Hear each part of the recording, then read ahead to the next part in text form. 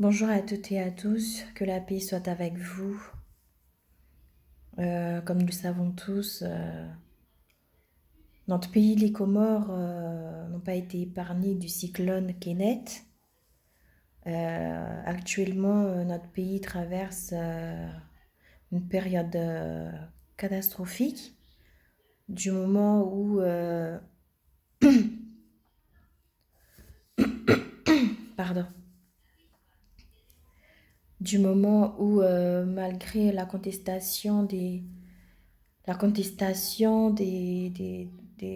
du peuple concernant les élections présidentielles qui ont été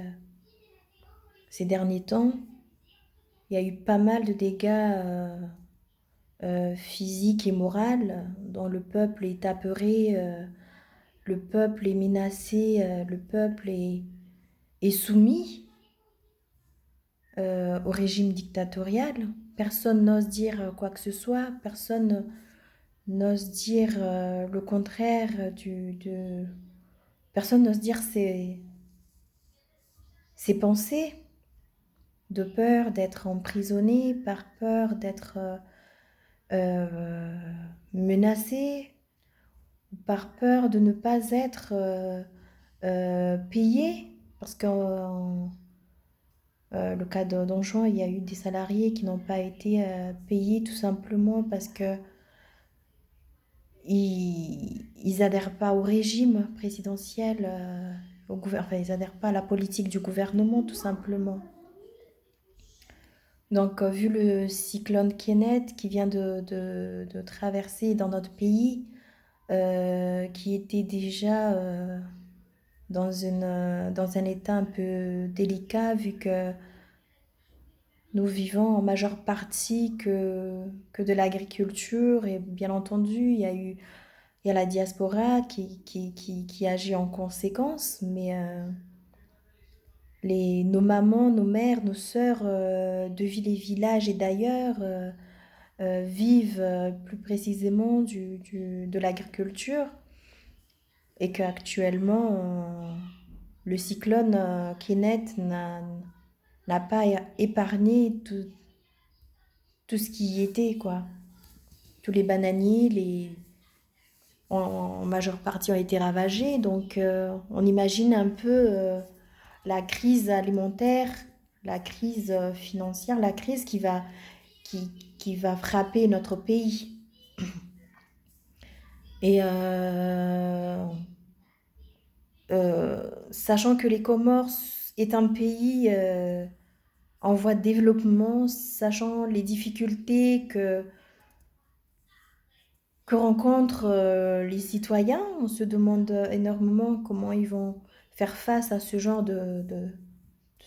situation, bien que nous savons que la diaspora, comme toujours, euh,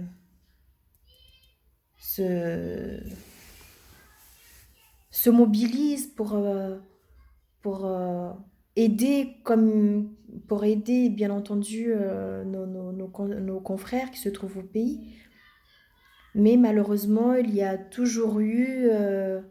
des personnes de mauvaise foi qui essayent de s'enrichir ou qui essayent de prendre les fonds, surtout tout ce qui est pécuniaire, pour prendre ces fonds-là et se l'approprier. C'est vraiment dommage qu'il puisse avoir ce genre de personnes qui profitent de la pauvreté, de la situation catastrophique des frères et sœurs, quoi. Euh, c'est, c'est vraiment dommage. Parce que vous savez, dans la pauvreté, il n'y a pas que la pauvreté financière, il y a la pauvreté morale, la pauvreté du cœur, la pauvreté d'amour, la pauvreté bien entendu financière. Et lorsque les individus, lorsqu'une personne se trouve dans cette extrême pauvreté, il y a ceux qui ont soif d'amour, il y a ceux qui ont soif d'argent,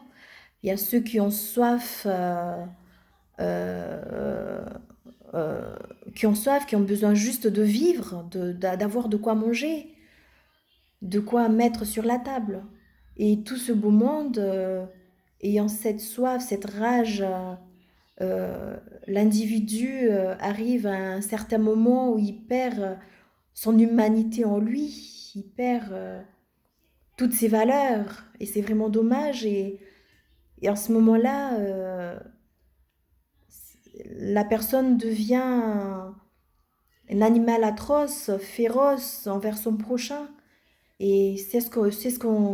qu'on a vu avec l'histoire de nos frères qui ont été tout simplement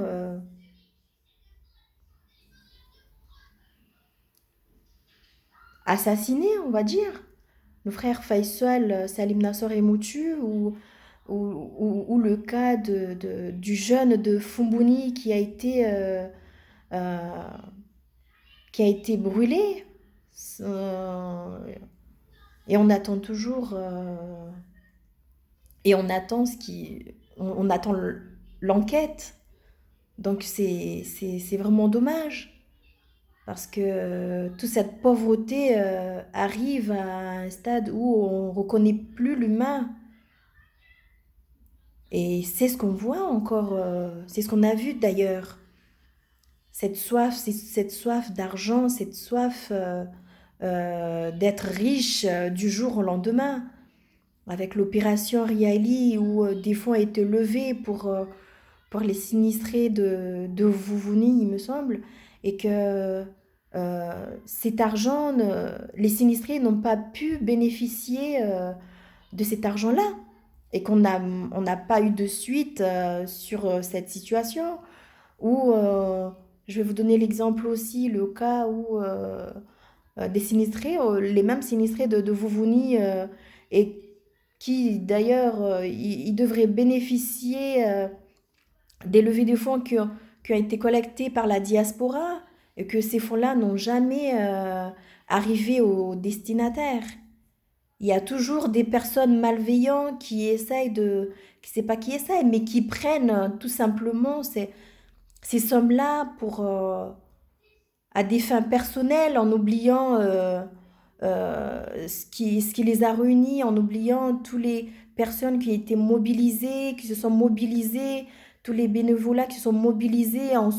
prenant de leur temps, en se donnant leur temps et leur énergie pour arriver à là et que malheureusement l'argent n'arrive pas aux mains des bénéficiaires. Et c'est ce qu'on voit d'ailleurs maintenant concernant les denrées alimentaires. Une fois arrivés à l'aéroport Prince Saïd Ibrahim, eh ben, les cartons des denrées alimentaires s'évaporent. Tout simplement parce que tout le monde est assoiffé, tout le monde est assoiffé. C'est vraiment dommage. Enfin, tout le monde est assoiffé, mais il y a une manière et tout ça, c'est parce que euh, il- personne ne voit, n'arrive pas à se projeter, n'arrive pas à se dire que demain on aura du pain sur la table, ou ceux qui en ont, ils- ceux qui en ont déjà chez eux, ceux qui ont une vie, euh, comme on peut qualifier de stable, ils essaient toujours de mâchouiller les petits morceaux des pauvres, les petits morceaux de pain des pauvres, et c'est vraiment dommage. Comment aujourd'hui le président de la République, euh, Monsieur Azali Assoumani, ose dire qu'il va faire un prélèvement à la source de moins 10% des salaires des fonctionnaires, sachant que ces mêmes salariés ils sont aussi des sinistrés et qu'ils en souffrent et qu'il y en a d'autres qui se trouvent sans habitation et que non seulement qu'ils ont des impayés, mais il y a des salariés, des salaires impayés, mais où allez-vous où allez-vous faire ce prélèvement? Donc notre pays on espère que il y aura une une prise de conscience collective, une prise de conscience individuelle, parce que notre pays est si petit et notre pays euh, risque de